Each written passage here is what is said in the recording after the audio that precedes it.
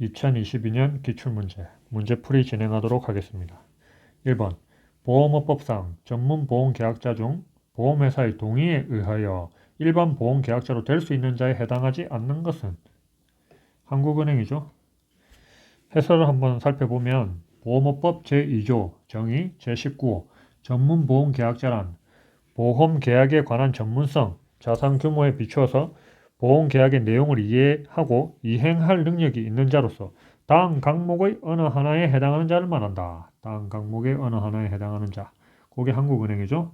다만 전문보험계약자 중에 대통령령으로 정하는 자가 일반 보험계약자와 같은 대우를 받겠다는 의사를 보험회사의 서면으로 통지하는 경우 보험회사는 정당한 사유가 없으면 이에 동의해야 되고 보험회사가 동의한 경우에는 해당 보험계약자는 일반 보험계약자로 본다. 그게 대통령령으로 정하는 자들은 지방자치단체라든지 주권상장법인, 해외 증권시장에 상장된 주권을 발행한 국내 법인 이렇게 있죠.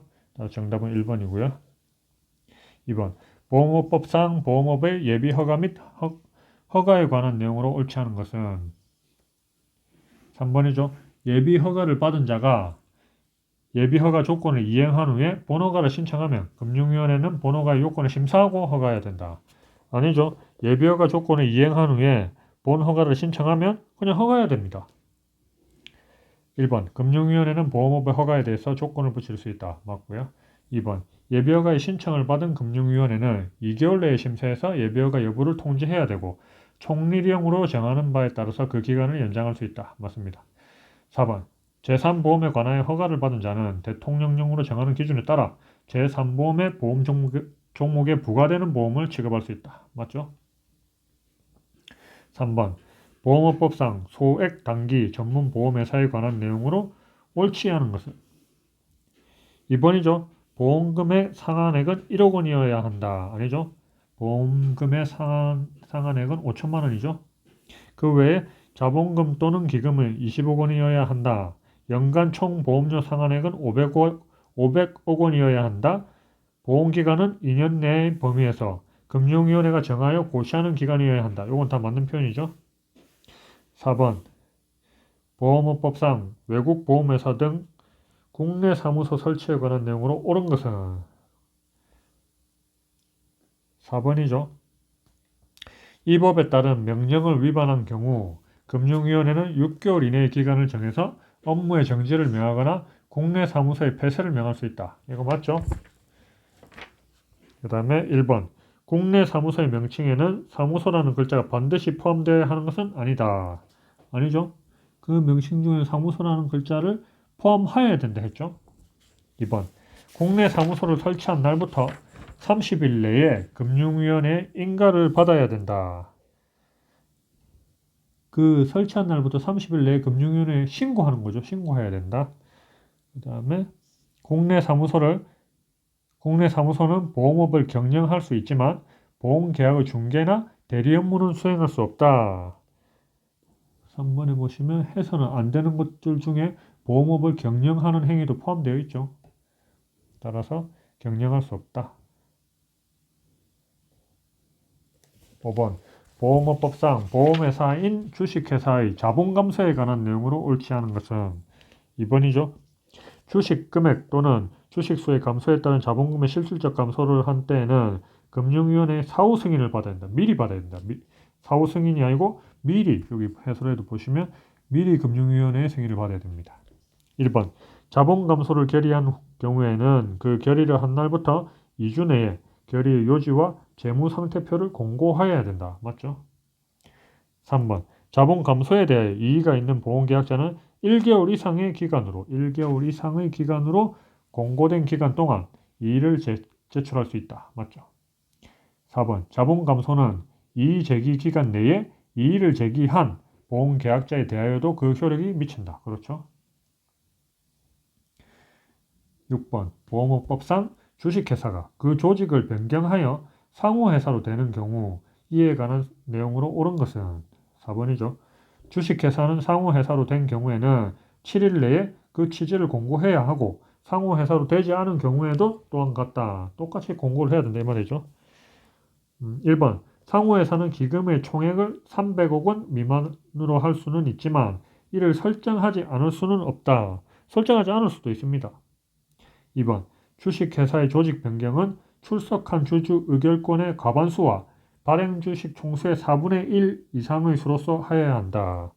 그게 아니고 출석한 주주의 의결권의 3분의 2 이상의 수와 발행 주식 총수의 3분의 1 이상의 수로서 해야 됩니다. 3번 주식회사의 보험계약자는 조직 변경을 하더라도 해당 상호회사의 사원이 되는 것은 아니다. 아니죠. 조직 변경에 따라 해당 상호회사의 사원이 됩니다.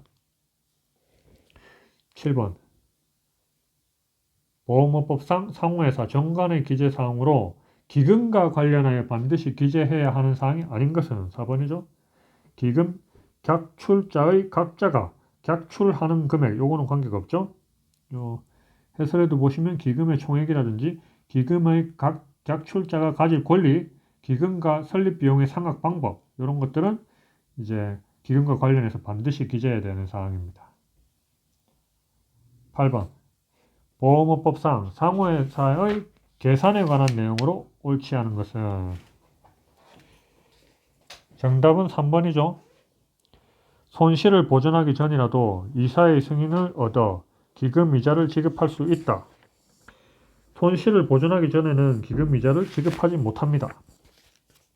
1번 이사는 매 결산기에 영업보고서를 작성해서 이사의 승인을 얻어야 된다. 그렇죠.